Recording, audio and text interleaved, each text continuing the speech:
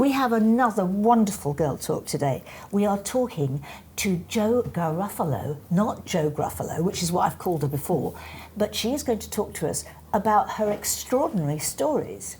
Jo, hi. No, not that you've told the story like the Garofalo, but you have an extraordinary story about adoption, don't you? I do. Well, I think it's just unusual, I think. I've got 2 adopted children. I've got a 19-year-old son who was adopted into country from an orphanage in Morocco, from Tangier. And that came about because I'd been trying to adopt with my husband in the UK for about 5 years. And there was just delay after delay after delay. Is it quite difficult to do that in England then? The adoption process is difficult. It's long. It's usually about 2 years from initial inquiry to possibly getting matched with a child. And obviously there are reasons for that. You can't just place a child with anybody.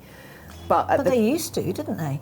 Well, I I think it was 50s and 60s. I think in the 50s and 60s it was a very much different arena, adoption, because it was much more children were taken away and adopted because of the stigma of being born to an unmarried mum.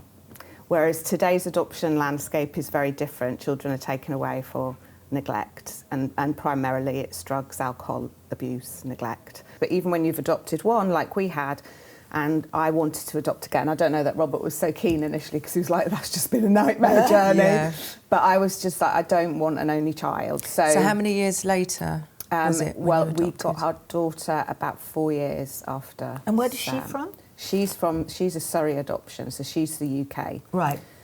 But that is she's absolutely lovely. I love her to bits, but she comes with a whole host of issues because she was exposed to alcohol in utero, so her birth mum drank while she was pregnant, which damages the brain, and it's permanent, so it damages the brain and the body. So her diagnosis is fetal alcohol, autism, ADHD, and a learning disability, with a host of other things that she has going on. And that, for me, has been the worst process to try and get support, because once you've adopted children in this country, you get no help. So they drop them off. And then that's it. So you don't get any guidance on what age? I mean, what age do you even tell? Nobody. I've had. How are you supposed to know? She was 15 last week, and I've not had a social worker from the day they dropped her off. And how old was she?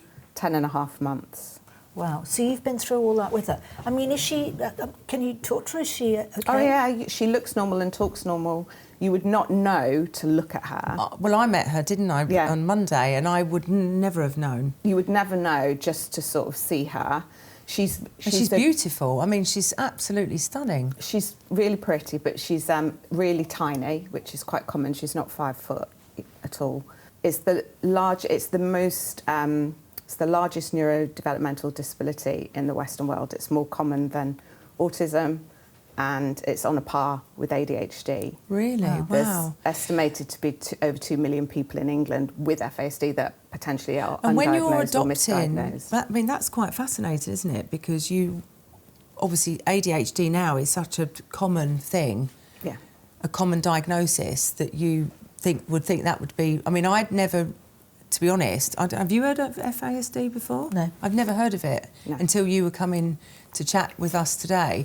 But how did you know, when you go through the adoption process, are you told that there may be I wasn't told that there was anything problems like FASD. I didn't know about FASD till I started trying to work out what was wrong with my daughter. Yeah. You don't have to be an alcoholic for your baby's brain to be damaged. So you can drink for the first 8 weeks and you can still have problems with your child's brain development.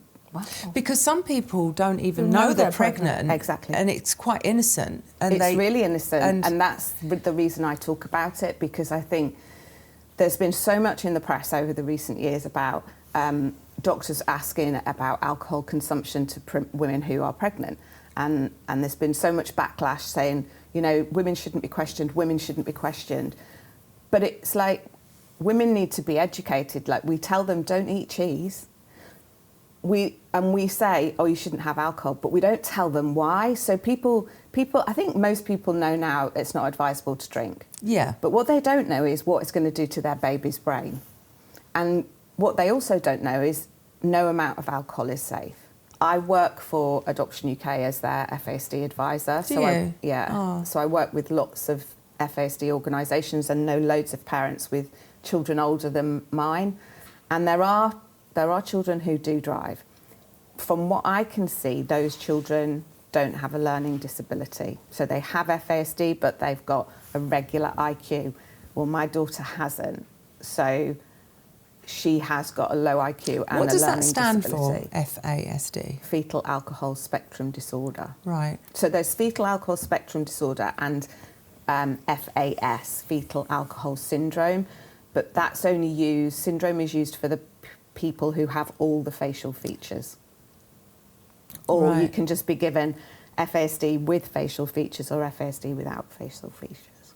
Because this is a really interesting conversation because, well, we both didn't know about this, did we, really? And there's obviously not enough awareness made about this. And I think what you just said about highlighting it in schools is drum it in really young whilst you can, because otherwise how are you going to get the message to these young people who are going to become parents? Yeah. But when are you likely to see the first signs? Is it when they're developing and crawling and walking, or is it a bit much later? Well, it's such a spectrum, so not everyone is the same. So that's the first thing. If they've got facial features, then it can be diagnosed at birth, because you only get the main facial features are smooth philtrum, so they have no, that groove. Yeah. It's completely flat. Yeah. A thin upper lip and really small eye openings as well. So that's the main three facial features. There are other things, but they're the main three. So it can be diagnosed if you've got those facial features. How would you, if you could do anything to raise more awareness about this, what would be the first thing that you would do? I would ask the government to fund a support service for parents, because there isn't a cure.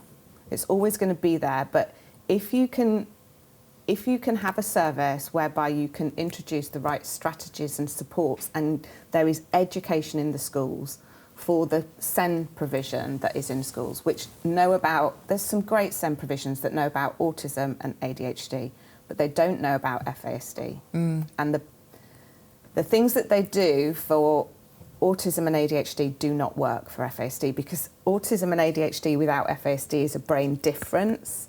So their brain, like the connections are different, but with FASD, the brain is damaged. It's often smaller. There's often parts of it missing. Their executive functioning is often like tiny in comparison to a normal brain. So it's a different presentation of something that's the same. So things that work with some autistic children just won't work with FASD because their brain's damaged and they're not going to remember. Yeah. They don't learn by consequences, whereas a lot of sort of autistic or ADHD, they sort of thrive sometimes on that routine and achieving and getting a star, whereas for my daughter's presentation, it's like, well, I'm not interested, I've forgotten anyway, I don't care, I'm not bothered. So, Jo, tell us about Voice in a Million. Okay, so that was my first adventure to raise awareness for adoption, really. We started talking to the guy at the O2 who we knew, and he was asking about the adoption of Sam, and I said, we're going to make an album and raise some money for British Association of Adoption and Fostering. And he said to me, you should come here and do a great big concert with a load of kids, that would be good. And I just told my husband, and I always remember because it was in the summer, and within the space of an hour in the summer, he'd decided, we're going to do this big concert. And then within a day, he was calling it Voice in a Million, and the registration was open. So from the summer to the January, we did our first concert in the January, and we had 5,200 children from schools across the UK turn up. Oh my God, that's amazing. And 200 children on stage. And I've tried to not present, I've tried to get other people to present, but it's the real, I always tell the reason behind the reason. And I think that we because did it's it. something so close to your heart. And people feel that. Yeah, just an they ordinary will. presenter. They don't feel my story when and I always get upset when I tell it on that stage, because I think that I stand there and start to talk about going to Morocco, and when I suddenly see 12,000 people, I think, wow, that's all because of my son. Yeah. So Yeah. now I get upset again, you Oh, see. don't, because you'll start me all off. because of you.